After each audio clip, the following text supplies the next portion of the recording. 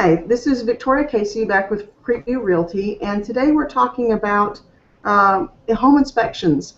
And I am here with Lee Warren, and he is a fully licensed inspector and with the company called Prosper. What's it called, Lee? I'm sorry. All right, Prospect Inspectors. Okay, thank you. And I think you told me that the tagline is to inform rather than to scare, or something like that. Inspections to make you aware and not to scare. Okay, thank you. Appreciate that. And today we're going to just very quickly go over the inspection process so that you and I were chatting beforehand, you were saying that sometimes the first thing that people ask you when they come to their home is, did it pass? And they have this kind of scary idea that you're going to give them an F or an A, and that's not really what you're there for. Could you tell us a little bit about what you do?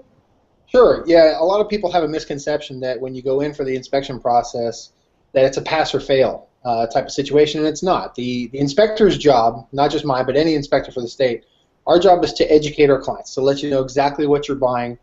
The vast majority of things that are wrong in a house end up being things that you live with on a daily basis. I tell people 80% of the things that we find in an inspection report are something that can be dealt with a screwdriver, a tube of caulk, or a trip to Home Depot. But the point of the inspection is just to make sure you know exactly what you're purchasing it before you sign on the dotted line. Right, and that makes complete sense. And now you and I were talking also is, how long does your typical visit? If I hire an inspector, how long should I expect you to be in the home looking around? I usually take about 2 to 3 hours, depending on the size of the house, sometimes more. It really depends. I think anybody who is, if anybody's going to be in and out of the house within an hour, you might want to be a little cautious. But I think it, at the very least, takes a couple hours to be able to look at everything in the house. Okay, and what basic things do you look at? What are you going to expect exactly? The inspection is based on mechanical and structural items and what I typically call the big five, which is foundation, roof, plumbing, the electrical, and the central heat and air system. Those are the 5 main components to a house that people associate the high dollar repairs with. So that's a bulk of what we really look for. Okay, and now for your services, if someone wants to call your company, and how much could they expect to pay for an inspection generally from you? For me, you mentioned it's from me. I mean, every inspector, charges differently based on whatever they feel the market bears in their conditions. My inspections tend to start at $300, and they go up from there based on square footage. The more square footage in a house, the longer we have to spend in there, the more time. Same with pier and beams. If it's a pier and beam, it costs a little more because we got to spend the time crawling under the house. If the location is well out of the normal service area, a little more for that. But my base price starts at $300 and goes up from there. Okay. How can I have your contact information? How would I get a hold of you if I wanted to hire you? Sure. You can. The best way is to call me on my cell phone. That's 469-682-0341. Okay. You can also email me, which is Lee, Lee, at prospectinspectors.com. Thank you. Okay, so just to recap, when you go into a home, you're not giving them a pass or fail. You're not telling the buyer whether or not they should purchase the home. That's actually outside of your purview and your job. What you're doing is pointing out the actual problems with the home so that everybody knows is on the same page. Is that right? That's correct. My job is to go in and let you know everything that's wrong with the property. There is no pass or fail. There are some things you may want to ask a seller to repair in the form of a repair amendment. But a lot of that will depend on if you've offered full price for the property, if you've lowballed, if the seller is in a position to do repairs or give money in lieu of repairs. There are some repairs that you may want to have the seller do. There may some you want to do yourself so that you have a contractor that's accountable to you and not to a seller that's no longer in a property.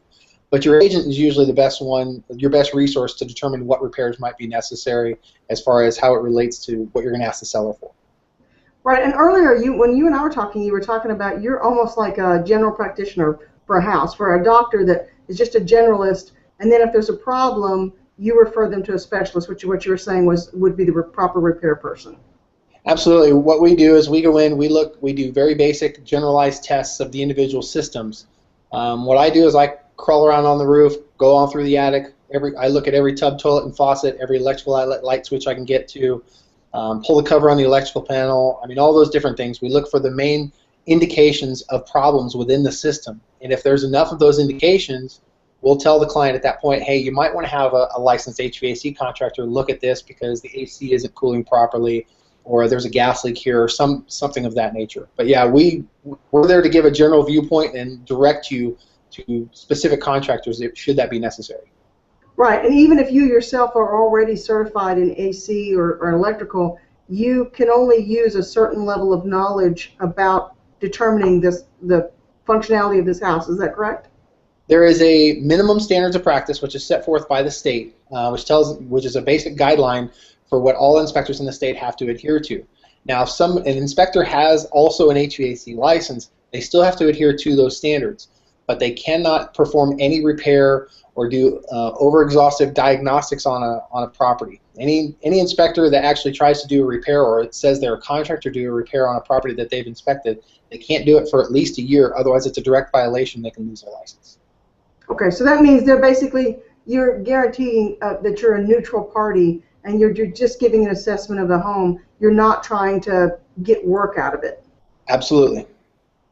Okay, well, is there anything else you want to explain or add to anyone?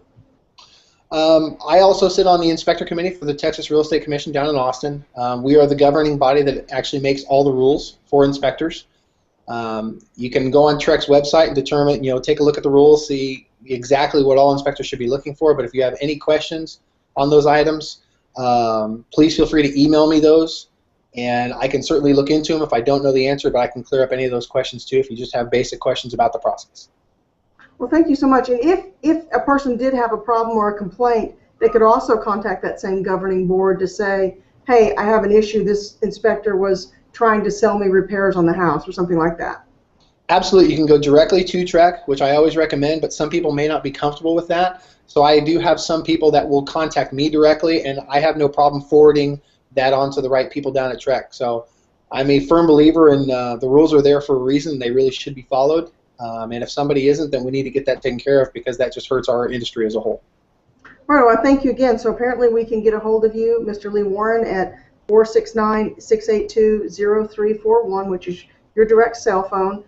You sit on the governing board. You've been doing this forever, and you're fully licensed. So thank you for being with us today and answering the questions. And basically, you've just explained that we don't need to be afraid of our home inspectors. It's not a pass-fail. You're not going to get penalized for this. It's just telling you where you're at, and this is just a practical service that you have legal guidelines that you follow to deliver.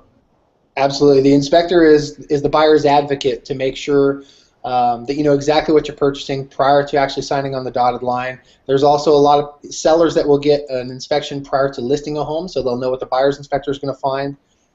Phased inspections on new home builds as they're being constructed, or even a warranty inspection before your new home goes out of warranty. You can have it inspected and do it that way. There's a lot of benefits to doing an inspection. Well, that is great. Thank you so much. Again, your contact email? Lee@prospectinspectors.com. Thank you so much. Have a wonderful day, and we appreciate you talking to us. Thanks for your time. I appreciate it. All right, no problem. Please stay tuned to for other information as we have it on different topics. Later we're going to be talking to mortgage brokers and a few other specialists that can help you make a decision or sell your home. Thank you so much for joining us. Bye.